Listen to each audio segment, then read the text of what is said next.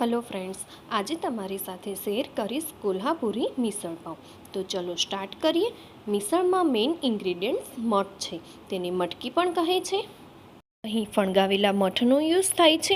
તો મેં મઠને પલાળીને ત્યારબાદ તેને ફણગાવી લીધા હતા। તમે જોઈ શકો છો કે સરસ રીતે મઠ ફણગાવાઈ ગયા છે। હવે આ મઠને બાફી લેવાના છે।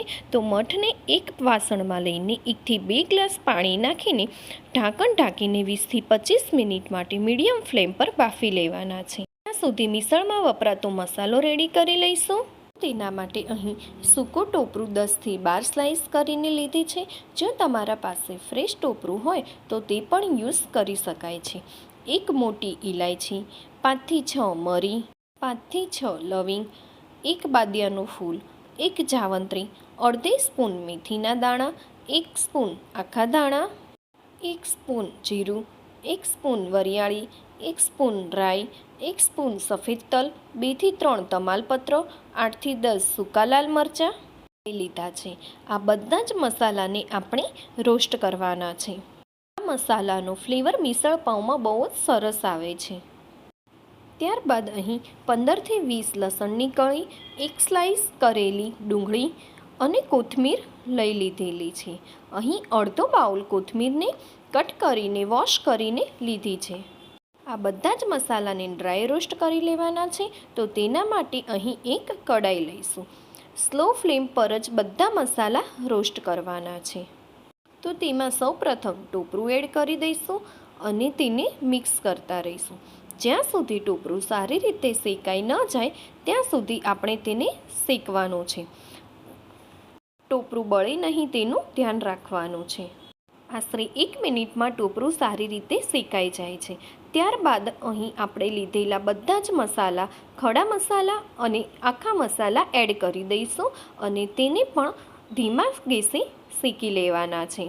2 થી 3 મિનિટમાં આ મસાલા પણ સરસ રીતે શેકાઈ ગયા હશે અને તેની સ્મેલ આવવા લાગે છે। ત્યારબાદ ગેસ બંધ કરીને તેને એક પ્લેટમાં નીકાળીને ઠંડા થવા દઈશું।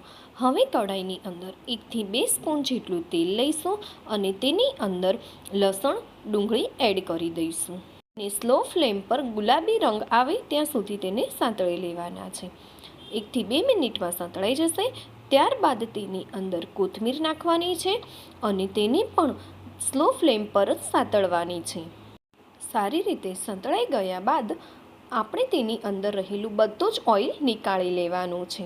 આ રહેલું વધારાનું ઓઇલને નિતારી લીધું છે। ત્યારબાદ આપણે આ તૈયાર કરેલા મસાલાની પેસ્ટ રેડી કરવાની છે। તો તેના માટે એક મિક્સર જારની અંદર બધા જ મસાલા એડ કરી દઈશું। ત્યારબાદ તેની અંદર અડધી ટેબલ સ્પૂન જેટલી હળદર, 1 ટેબલ સ્પૂન લાલ મરચું, 1 ટેબલ સ્પૂન ધાણા જીરું અને સ્વાદ અનુસાર મીઠું લઈશું અને આ બધા જ મસાલાને ગ્રાઇન્ડ કરી લઈશું। આ મસાલો ક્રશ થઈને રેડી છે। તો હવે તેની અંદર આપણે કલર માટે લાલ કાશ્મીરી મરચું 5 થી 6 ટેબલ સ્પૂન જેટલું એડ કરીશું અને તેને સારી રીતે મિક્સ કરી લઈશું। આ મસાલાને આપણે એરટાઇટ ડબ્બામાં 1 થી 1.5 મહિના માટે સ્ટોર કરી શકાય છે। હવે મિસળ માટેની ગ્રેવીની તૈયારી કરી લઈશું। તેના માટે એક પેનની અંદર 1 થી 2 ટેબલ સ્પૂન જેટલું તેલ લઈશું। તેમાં 2 ટેબલ સ્પૂન જેટલું કટ કરેલું ટોપરું લઈ લઈશું અને તેને સરસ સાંતળી લઈશું। ત્યારબાદ તેની અંદર 10 થી 15 કળી લસણ લઈશું અને તેને પણ સાંતળી લેવાની છે। 2 થી 3 મિનિટમાં સાંતળાઈ જશે ત્યારબાદ તેની અંદર 2 કટ કરેલી ડુંગળી એડ કરી દઈશું અને તેને પણ સ્લો ફ્લેમ પર સાંતળી લઈશું।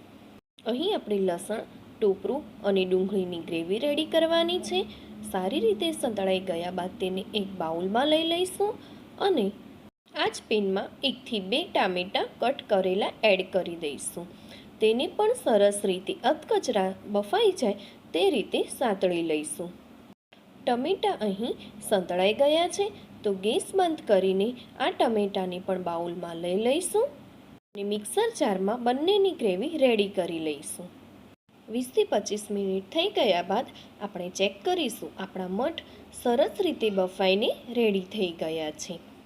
તો હવે આપણે ગ્રેવીનો વઘાર રેડી કરી લઈશું। એક પેન લઈશું અને તેની અંદર 10થી 15 ટેબલ સ્પૂન જેટલું તેલ લઈશું. આ મિસળ પાઉંમાં તેલનું પ્રમાણ વધુ હોય તો જ સારું લાગે છે. તેલ ગરમ થયા બાદ તેની અંદર અડધી ટેબલ સ્પૂન જેટલું જીરું એડ કરી દઈશું અને હિંગનો વઘાર કરી લઈશું. ત્યારબાદ તેની અંદર ડુંગળી, ટોપરા અને લસણની જે પેસ્ટ રેડી કરી હતી તે એડ કરી દઈશું અને તેને સ્લો ફ્લેમ પર 5થી 6 મિનિટ માટે સાંતળીશું. હવે તેની અંદર ટામેટાની ગ્રેવી રેડી કરેલી હતી તે એડ કરી દઈશું. તેને પણ સરસ રીતે સાંતળીશું. જો તમે મારી ચેનલને હજી સબસ્ક્રાઈબ નથી કરી તો જઈને કરી લેજો અને બાજુમાં રહેલા બેલ આઇકોનને દબાવી દેજો. આવનારી આવી દરેક રેસીપીની નોટિફિકેશન તમને મળતી રહે. તેની અંદર રૂટીન મસાલા, સ્વાદ પ્રમાણે મીઠું, હળદર અને ધાણા જીરું એડ કરી દઈશું. આપણે જે મિસળનો મસાલો રેડી કરેલો હતો તે 2 ટેબલ સ્પૂન જેટલો એડ કરવાનો છે. 1 ટેબલ સ્પૂન જેટલું કાશ્મીરી મરચું એડ કર્યું છે. તેના લીધે ગ્રેવીનો કલર સરસ આવે છે. અહીં મેં એક મીડિયમ સાઇઝનું બટેકું બાફીને કટ કરીને એડ કર્યું છે. મિક્સ કરી લઈશું. ત્યારબાદ તેની અંદર આપણે જે ફણગાવેલા મઠ બાફીને રેડી કર્યા હતા તે પાણી સાથે જ એડ કરવાના છે. આ પાણીમાં મઠનું ફ્લેવર બહુ સરસ આવે છે. ત્યારબાદ ઉપરથી 1થી 2 ગ્લાસ જેટલું પાણી એડ કરીશું અને તેને સારી રીતે 20થી 25 મિનિટ માટે ઉકળવા દઈશું. જેટલી આ ગ્રેવી સ્લો ફ્લેમ પર ઉકળશે તેટલું જ તેની અંદર ટેસ્ટ સરસ આવે છે. તમે જોઈ શકો છો કે અહીં સરસ ઉકળી ગયું છે અને તેલ બધું ઉપર આવી ગયું છે. આ તેલને તરી એટલે કે કટ કહે છે. મિસળ પાઉંમાં આ બહુ ઇમ્પોર્ટન્ટ છે. ઉપર આ કટ આવી ગયું છે. હવે આ કટને નીકાળી લઈશું. તો આપણી મિસળ પાઉંની ગ્રેવી બનીને રેડી છે. તો તેને સર્વ કરી દઈશું.